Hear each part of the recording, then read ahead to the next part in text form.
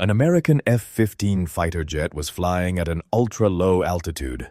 Its primary target, launching a missile strike on a highly critical Iranian energy hub. On board the aircraft were two crew members, a pilot and a weapons systems officer, whose job was to pinpoint the exact location for the missile strike. But in a matter of seconds, the situation completely changed. According to Iranian media reports, Iran's Majid Air Defense System detected the F-15 using its advanced infrared and heat-tracking technology. Instantly, a surface-to-air missile was fired. Mid-air, the multi-million-dollar fighter jet was blown to pieces. But just moments before the explosion, the two crew members successfully ejected.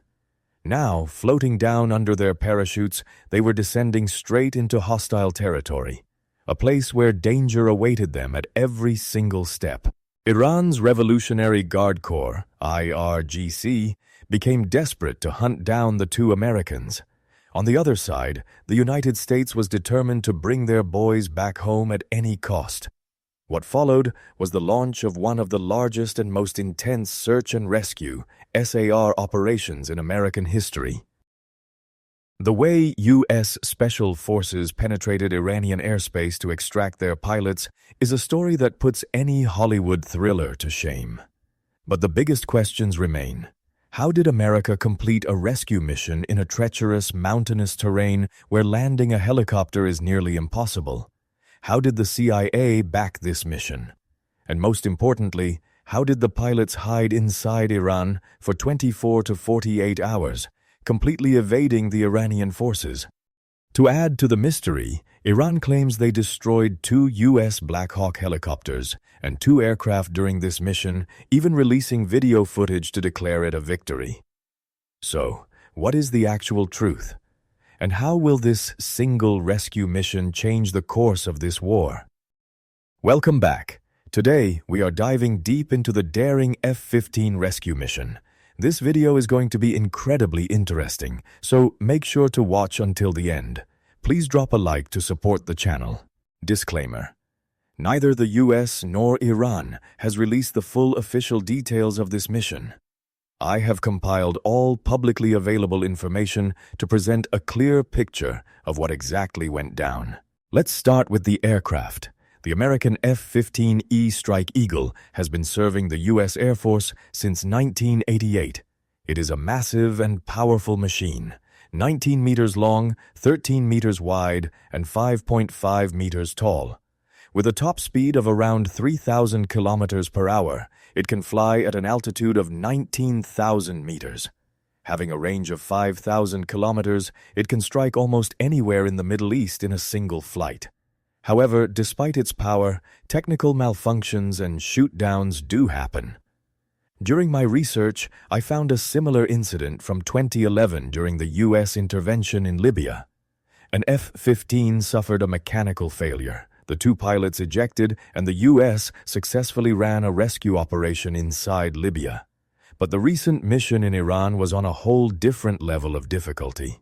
On April 3rd, when the Iranian air defense destroyed the F-15, both airmen ejected. U.S. military sources claimed they rescued the first pilot on the very same day.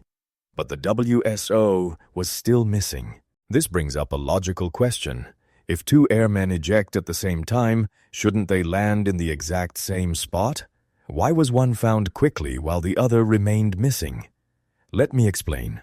When a fighter jet is locked on by a missile, the pilot pushes the jet to its absolute maximum speed, often between 1,000 to 2,000 kilometers per hour, to outrun the threat. If escape becomes impossible, they initiate the ejection sequence.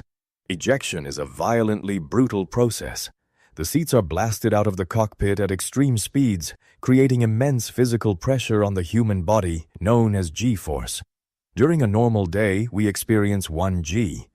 But during ejection, an airman experiences 15 to 20 Gs for a few milliseconds. If a pilot weighs 80 kilograms, they briefly feel like they weigh between 1,200 to 1,500 kilograms. This intense pressure often results in broken spines, fractured ribs, or even death. Therefore, an ejected pilot is almost always injured when they hit the ground. Furthermore, they don't eject simultaneously. The WSO in the back seat is ejected first, followed by the pilot a split second later. Because the jet is moving at supersonic speeds and wind currents are strong, this split-second difference means the two crew members can land 1 to 10 kilometers apart from each other. This shoot-down was a massive embarrassment for the U.S. It was the first fighter jet they had lost to Iran in 20 years.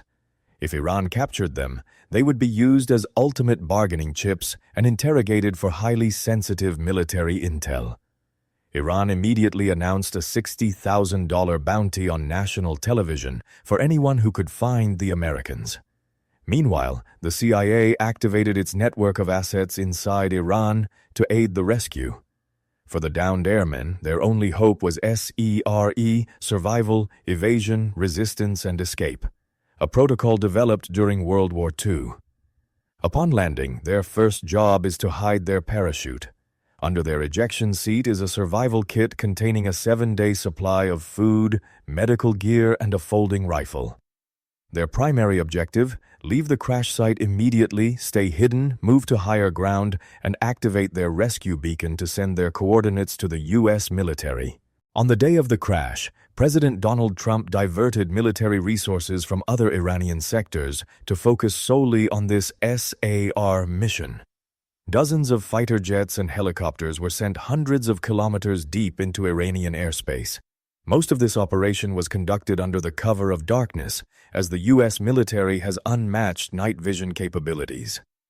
Meanwhile, tempted by the $60,000 bounty, armed Iranian nomadic tribes began hunting the mountains. When American helicopters entered the region, these nomads opened fire on them. Several video clips of this have surfaced online.